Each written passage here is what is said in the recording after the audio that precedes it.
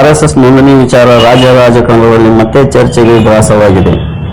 RSS ನೋಂದಣಿ ಮಾಡಿಕೊಳ್ಳದಿರುವ ವಿಚಾರಕ್ಕೆ ಬಾಗಲಕೋಟೆ ಜಿಲ್ಲಾ ಉಸ್ತುವಾರಿ ಸಚಿವ ವಿದ್ಯಾನಂದ ಕಾಶ್ಯಪ್ನವರು ತೀವ್ರವಾಗಿ ಪ್ರತಿಕ್ರಿಯಿಸಿದ್ದು, ಆರ್ಎಸ್ಎಸ್ನವರು ಭಂಡರು ಎಂದು ವಾಗ್ದಾಳಿ ನಡೆಸಿದ್ದಾರೆ. 80ನೇ ಸ್ವಾತಂತ್ರ್ಯೋತ್ಸವದ ಬಳಿಕ ಬಾಗಲಕೋಟೆಯಲ್ಲಿ ನಡೆದ ಸುದ್ದಿಗೋಷ್ಠಿಯಲ್ಲಿ ಮಾತನಾಡಿದ ಸಚಿವರು, ಆರ್ಎಸ್ಎಸ್ಗೆ ಬರುತ್ತಿರುವ ಹಣದ ಮೂಲದ ಬಗ್ಗೆಯೂ ಪ್ರಶ್ನೆ ಎತ್ತಿದ್ದಾರೆ. ಆರ್ಎಸ್ಎಸ್ ಮತ್ತು ಬಿಜೆಪಿ ಇಷ್ಟೊಂದು ಹಣ ಎಲ್ಲಿಂದ ಬರುತ್ತದೆ, ಅದರ ಲೆಕ್ಕ ಏನು ಎಂದು ಪ್ರಶ್ನಿಸಿದ ಅವರು, ನೋಂದಣಿ ಮಾಡಿದರೆ ಹಣದ ಮೂಲ ಸರ್ಕಾರಕ್ಕೆ ಗೊತ್ತಾಗುತ್ತದೆ ಎಂದು ತಿಳಿಸಿದ್ದಾರೆ. ಇದೇ ವೇಳೆ ಆರ್ಎಸ್ಎಸ್ನ ಕಾರ್ಯವೈಖರಿ, ಸಂವಿಧಾನದ ಬಗ್ಗೆ ಅವರ ನಿಲುವು ಹಾಗೂ ಸಂಘಟನೆಯ ತರಬೇತಿ ವಿಚಾರಗಳನ್ನು ಸಚಿವರು ಪ್ರಶ್ನಿಸಿದ್ದಾರೆ. ಆರ್ಎಸ್ಎಸ್ ವಿರುದ್ಧ ಕ್ರಮ ಕೈಗೊಳ್ಳುವ ಕುರಿತು ಕೇಳಿದ ಪ್ರಶ್ನೆಗೆ ಅದಕ್ಕೂ ಒಂದು ಕಾಲು ಬರುತ್ತದೆ ಎಂದು ಪ್ರತಿಕ್ರಿಯಿಸಿರುವ ಸಚಿವರು, ಕಾನೂನು ಜಾರಿಯಾದ ಬಳಿಕ ಅದರ ಆಧಾರದ ಮೇಲೆ ಕ್ರಮ ಕೈಗೊಳ್ಳುವ ಬಗ್ಗೆ ಮಾತನಾಡಿದ್ದಾರೆ.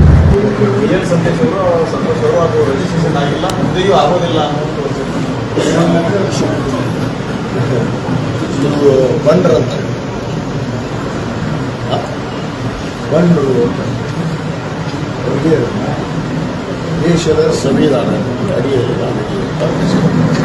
ಸಂವಿಧಾನ ಏನು, ಸಂವಿಧಾನದ ಅರಿವು ಏನಾದರೂ ಇದೆಯಾ, ಸಂವಿಧಾನಕ್ಕೆ ಗೌರವ ಕೊಡೋದು ಇವರಲ್ಲಿ ಇಲ್ಲ ಇಲ್ಲ.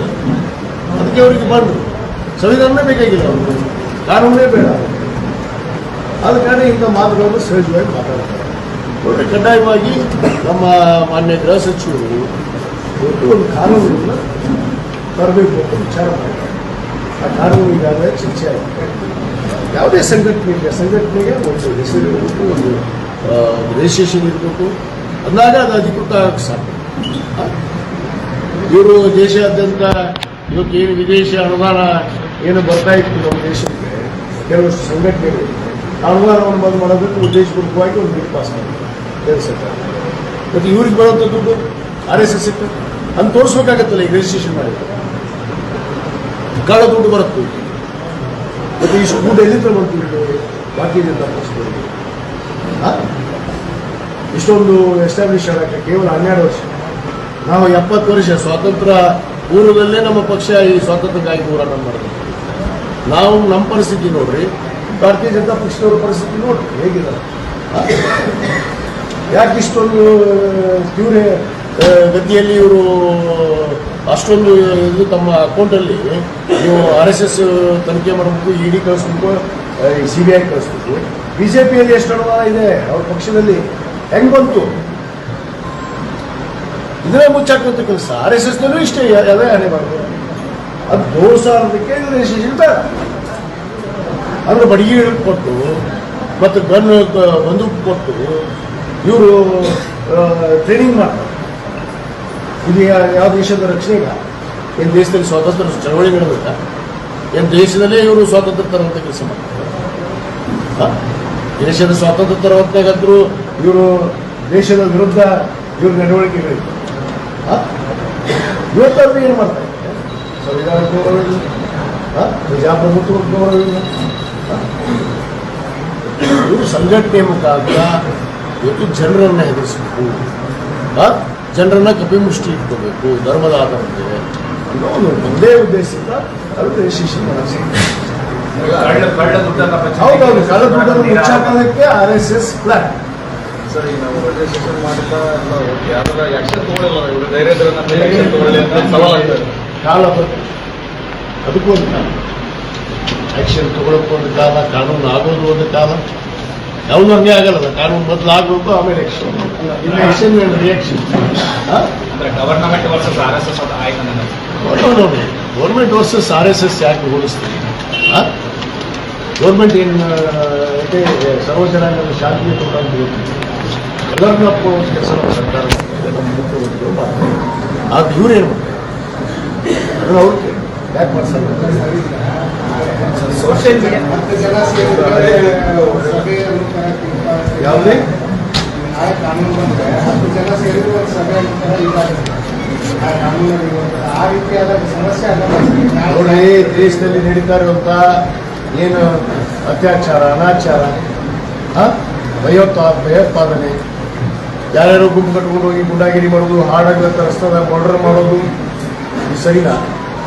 ಅದಕ್ಕೊಂದು ನಿಯಮ ಅನ್ನೋದು ಇರಬೇಕಲ್ಲ, ಸಂವಿಧಾನದಲ್ಲಿ ಐತಲ್ಲ. ನಾವೇನು ಸಂವಿಧಾನವನ್ನು ಹೊರತುಪಡಿಸಿ ನಾವೇನೋ ಹೊಸ ಕಾನೂನು ತರ್ತೇವೆ. ಸಂವಿಧಾನದ ಅಡಿಯಲ್ಲಿ ಇರುವಂಥ ಕಾನೂನನ್ನೇ ಇವತ್ತು ಅದನ್ನು ಜನರಿಗೆ ತಿಳಿಸಿ ಅದನ್ನು ಉಪಯೋಗ ಮಾಡಿಕೊಡ್ರಿ ಅಂತ ಹೇಳ್ತಾ ಇದ್ದೀವಿ. ಸಂಘಟನೆ ಅನ್ನೋದು ಮುಖ್ಯ. ಈಗ ಎಲ್ಲರೂ ಒಂದು ಸಂಘಟನೆ ಬೇಕಲ್ಲ, ಅದನ್ನ ಯಾಕೆ ಮಾಡ್ತಾ ಇದ್ದೀವಿ?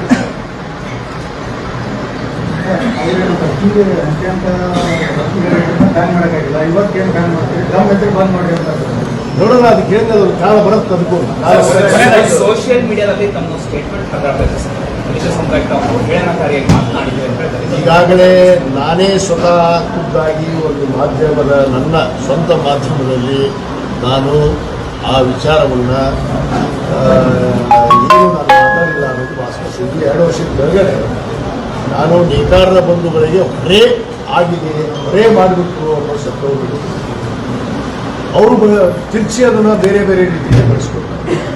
ಅದು ವಿಡಿಯೋ ಯಾವತ್ತು ನಾನು ಪತ್ರಿಕಾಗೋಷ್ಠಿ ಮಾಡಿದ್ದೀನಿ, ಯಾವತ್ತಾಗಿದೆ ನೋಡ್ರಿ. ಇದನ್ನ ಒಟ್ಟಾರೆ ಒಂದು ಗುಂಪು ರೆಡಿಯಾಗಿದೆ, ಒಂದು ಪಟ್ಟಬದ್ಧ ಹಿತಾಸಕ್ತಿ ಸಂಚಲನ ಮಾಡ್ತಾ ಇದ್ದಾರೆ. ಸಹನೆ ಮಾಡೋಕ್ಕಾಗ್ತಾ ಇಲ್ಲ ನನ್ನ ಬೆಳವಣಿಗೆ, ನಮ್ಮ ಮಂತ್ರಿಯಾಗಿದ್ದು. ಅದು ಎಲ್ಲ ರೀತಿ ಒಳಗ ನಿಮ್ಮ ಪಕ್ಷದವರು ಅಲ್ಲ, ಎಲ್ಲರಿಗೂ ಸೇರಿರ್ತಾರಲ್ಲಿ ಕುತಂತ್ರಿಗಳಂತಂದ್ರೆ ಅವರು ಸ್ವಯಂ ಪಕ್ಷದವ್ರು ಇರ್ಬೋದು, ಬೇರೆಯವರು ಇರ್ಬೋದು, ಅವರೆಲ್ಲ ಸೇರಿರ್ತಾರೆ. ಅವ್ರು ಸಹನೆ ಮಾಡೋಕ್ಕಾಗ್ತಾ ಇಲ್ಲ, ಸಹಿಸ್ಕೊಳ್ಳೋಕೆ ಸಾಧ್ಯ ಇಲ್ಲ. ನಾನು ಒಂದೇ ಕೇಳಕ್ಕೆ ಇಚ್ಛೆ ಪಡ್ತೀನಿ ಮಾಧ್ಯಮದ ಮುಖಾಂತರ, ಅವರಾದಾಗ ನಾ ಯಾವುದೂ ತೊಂದರೆಯನ್ನು ಮಾಡಿಲ್ಲ ಯಾರಿಗೂ.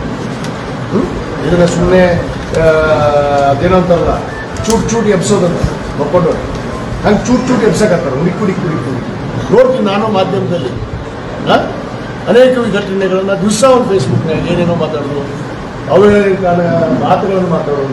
ಇದು ಎಷ್ಟು ಸರಿ? ನನಗೂ ಮಾತಾಡಕ್ಕೆ ಬರುತ್ತೆ. ನಾನು ಅವ್ರಿದ್ದಾಗ ಏನೂ ಮಾಡಿಲ್ಲ.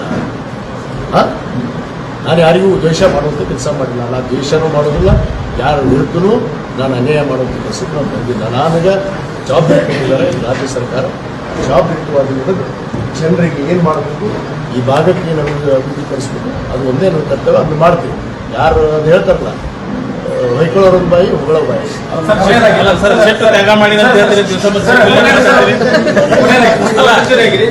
ಆಮೇಲೆ ನೀವೀಗ ಒಂದು ಮಾತು, ನನ್ನ ಆಡಳಿತ ಶೈಲಿ ಬದಲಿರುತ್ತೆ, ಹಿಂದಂಗಲ್ಲ ಬದಲಾವಣೆಯನ್ನ ನೀವು ಯಾವ ರೀತಿ ಅಂದ್ರೆ ಉಸ್ತುವಾರಿ ಸಚಿವರಾಗಿದೆ.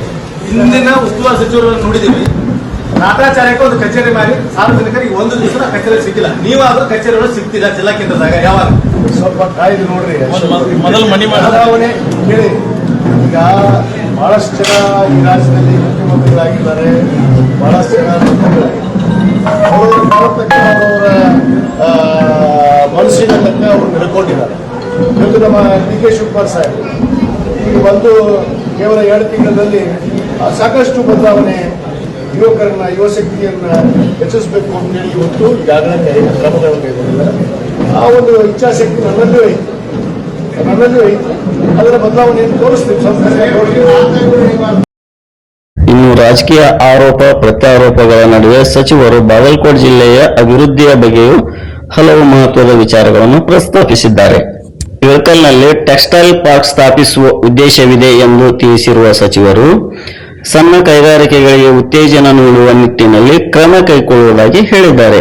ಜಿಲ್ಲೆಯಲ್ಲಿ ಬೃಹತ್ ಕೈಗಾರಿಕೆಗಳನ್ನು ಸ್ಥಾಪಿಸುವ ಬಗ್ಗೆಯೂ ಸಚಿವರು ಮಾತನಾಡಿದ್ದು, ಬೃಹತ್ ಕೈಗಾರಿಕಾ ಸಚಿವ ಎನ್.ಬಿ. ಪಾಟೀಲ್ ಅವರೊಂದಿಗೆ ಚರ್ಚೆ ನಡೆಸುವುದಾಗಿ ತಿಳಿಸಿದ್ದಾರೆ. ಇದರಿಂದ ಜಿಲ್ಲೆಯಲ್ಲಿ ಕೈಗಾರಿಕಾ ಚಟುವಟಿಕೆಗಳು ಹಾಗೂ ಉದ್ಯೋಗಾವಕಾಶಗಳಿಗೆ ಉತ್ತೇಜನ ಸಿಗುವ ನಿರೀಕ್ಷೆ ವ್ಯಕ್ತಪಡಿಸಿದ್ದಾರೆ. ಇನ್ನು ಜಿಲ್ಲೆಯ ಮಳೆ ಹಾಗೂ ಬರ ಪರಿಸ್ಥಿತಿಯ ಬಗ್ಗೆಯೂ ಸಚಿವರು ಪ್ರಕಟಿಸಿದ್ದಾರೆ. ಜಿಲ್ಲೆಯ ಎಲ್ಲ ಭಾಗಗಳಲ್ಲೂ ಬರ ಪರಿಸ್ಥಿತಿ ಇಲ್ಲ, ಕೆಲವು ಪ್ರದೇಶಗಳಲ್ಲಿ ಮಾತ್ರ ಮಳೆಯ ಕೊರತೆ ಇದೆ ಎಂದು ಹೇಳಿರುವ ಸಚಿವರು ಆಗಸ್ಟ್ ಅಂತ್ಯದವರೆಗೆ ಮಳೆ ಪರಿಸ್ಥಿತಿಯನ್ನು ಗಮನಿಸಿದ ಬಳಿಕ ಬರ ಪೀಡಿತ ಪ್ರದೇಶ ಘೋಷಣೆ ಕುರಿತು ನಿರ್ಧಾರ ಕೈಗೊಳ್ಳಲಾಗುವುದು ಎಂದಿದ್ದಾರೆ. ಮಳೆ ಕೊರತೆ ಹಾಗೂ ಬೆಳೆ ಹಾನಿಯಿಂದ ಸಂಕಷ್ಟಕ್ಕೊಳಗಾದ ಸಂತ್ರಸ್ತರಿಗೆ ಪರಿಹಾರ ನೀಡುವ ಬಗ್ಗೆಯೂ ಸಚಿವರು ಭರವಸೆ ನೀಡಿದ್ದಾರೆ. ಅಗತ್ಯವಿರುವವರಿಗೆ ಸರ್ಕಾರದಿಂದ ಅನುದಾನ ಬಿಡುಗಡೆ ಮಾಡಲಾಗುವುದು ಎಂದು ತಿಳಿಸಿದ್ದಾರೆ. ಇದೇ ವೇಳೆ ಬಾಗಲಕೋಟೆ ಜಿಲ್ಲೆಯ ಅಭಿವೃದ್ಧಿಗೆ ಸಂಬಂಧಿಸಿದ ಬಿಟಿಡಿಎ ವ್ಯವಸ್ಥೆಯನ್ನು ಸರಿಪಡಿಸುವ ಕುರಿತು ಶಾಸಕರು ಹಾಗೂ ಬಿಟಿಡಿಎ ಅಧ್ಯಕ್ಷರೊಂದಿಗೆ ಚರ್ಚಿಸುವುದಾಗಿ ವಿಜಯಾನಂದ ಕಾಶಪ್ಪನವರು ತಿಳಿಸಿದ್ದಾರೆ. ಇದರ ಜೊತೆಗೆ ಕಾಂಗ್ರೆಸ್ ಪಕ್ಷದ ಜಿಲ್ಲಾ ಸಂಘಟನೆಯ ಬಗ್ಗೆಯೂ ಮಾಹಿತಿ ನೀಡಿರುವ ಸಚಿವರು ಜಿಲ್ಲಾಧ್ಯಕ್ಷರು ಹಾಗೂ ಜಿಲ್ಲಾ ಪದಾಧಿಕಾರಿಗಳ ಪಟ್ಟಿ ಶೀಘ್ರದಲ್ಲೇ ಬಿಡುಗಡೆಯಾಗಲಿದೆ ಎಂದು ತಿಳಿಸಿದ್ದಾರೆ. ಒಟ್ಟಿನಲ್ಲಿ ಆರ್ಎಸ್ಎಸ್ ನೋಂದಣಿ ವಿಚಾರದ ರಾಜಕೀಯ ವಾಗ್ವಾದದ ನಡುವೆ ಬಾಗಲಕೋಟೆ ಜಿಲ್ಲೆಯ ಕೈಗಾರಿಕಾ ಅಭಿವೃದ್ಧಿ, ಇಳಕಲ್ ಟೆಕ್ಸ್ಟೈಲ್ ಪಾರ್ಕ್, ಬೃಹತ್ ಕೈಗಾರಿಕಾ ಸ್ಥಾಪನೆ, ಮಳೆ ಬರ ಪರಿಸ್ಥಿತಿ, ಸಂತ್ರಸ್ತರಿಗೆ ಪರಿಹಾರ ಹಾಗೂ ಬಿಟಿಡಿಎ ಸುಧಾರಣೆ ಸೇರಿದಂತೆ ಹಲವು ವಿಚಾರ ಕುರಿತು ಸಚಿವ ವಿಜಯಾನಂದ ಕಾಶ್ಯಪ್ನವರು ಸುದ್ದಿಗೋಷ್ಠಿಯಲ್ಲಿ ತಿಳಿಸಿದ್ದಾರೆ.